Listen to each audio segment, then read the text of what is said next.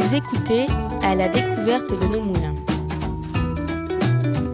Épisode 3, Meule ou pilon. Mais en fait, un moulin est fabriqué essentiellement avec les assemblages de tonneaux mortaise, et donc c'est démontable et transportable et remontable donc sur l'autre site. Autrefois, il n'y avait pas de grue, donc on assemblait les moulins pièce par pièce avec des palans et des poulies.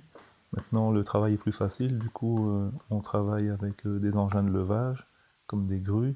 Le moulin qui est arrivé en premier avait été transporté par un camion, un convoi exceptionnel. Alors, comme le disait Vincent, c'est vrai que les moulins se sont toujours déplacés à travers le temps. On en avait besoin parfois d'une commune à une autre et c'était souvent sous un système de bail.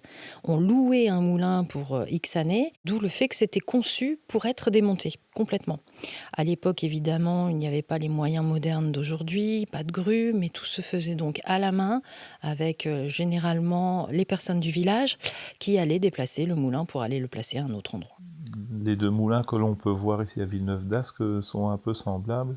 Par contre, la différence se fait à l'intérieur, puisque ce sont quand même deux moulins sur pivot, avec des ailes de 24 mètres, mais l'intérieur du moulin à huile est différent de celui du moulin à farine, puisque le moulin à farine, lui, travaille avec une paire de meules pour écraser la farine.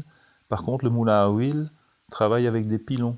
On utilise la rotation de l'arbre moteur pour actionner des pilons qui viennent écraser la matière, tandis que le moulin à farine, on utilise la rotation de l'arbre moteur pour mettre en mouvement la meule qui écrase la céréale pour faire de la farine. Mais ce sont toujours les ailes qui mettent en action le dispositif de transmission. Au niveau du moulin à huile, il y a quand même une chose importante à préciser, c'est que c'est aujourd'hui le dernier moulin qui peut produire de l'huile en état de fonctionner de ce type, c'est-à-dire moulin sur pivot. Et il a aussi une autre particularité, c'est qu'il possède les plus grandes ailes de France avec 26 mètres de long. Un moulin sur pivot, c'est la cage du moulin qui se pose sur un axe vertical, donc c'est carrément un tronc d'arbre qui reçoit la cage qui peut faire un tour complet sur elle-même. Donc c'est pour l'orienter face au vent, suivant la direction du vent. Elle est posée, elle tient en équilibre et elle peut tourner sur elle-même et faire un tour complet. On a nos deux moulins à vent, mais on a aussi un moulin à eau, donc un vestige de moulin à eau qui était en fait une forge hydraulique qui servait à forger des métaux, surtout pour la fabrication d'outils de jardinage.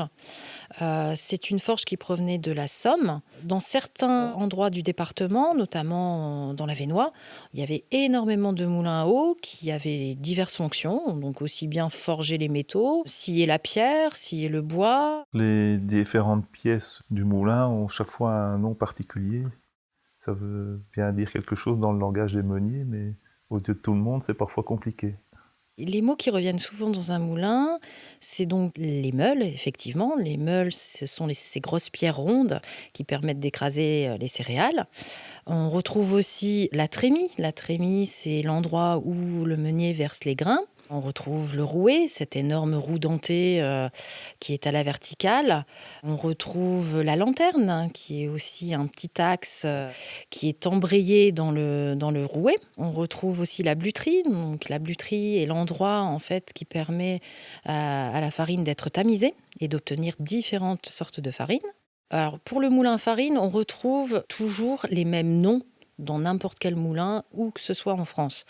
Ce qui changera, ça sera la forme du moulin, plutôt le côté architecture. Tandis que pour les moulins à huile, alors dans le Nord, on avait beaucoup de moulins à huile qu'on nommait des tordoirs, qui étaient avec cette forme particulière, un moulin très allongé, où à l'intérieur, on retrouvait les pilons. Donc ces énormes marteaux qui permettent d'écraser la graine, à la différence des meules. Mais il faut savoir aussi qu'il existe des moulins à huile qui sont composés aussi de meules pour écraser les graines servant à faire de l'huile. Et dans ces cas-là, ces meules sont différentes. Elles sont souvent à la verticale et font plusieurs tonnes, à la différence d'une meule d'un moulin à farine qui fait en moyenne 1 tonne. Mais le moulin se trouve toujours sur un point élevé pour la meilleure prise au vent possible. Donc dans une vallée, on va plus retrouver un moulin à eau que sur une colline, on va retrouver un moulin à vent. Retrouvez-nous au Musée des Moulins Jean Brugman à Villeneuve-d'Ascq.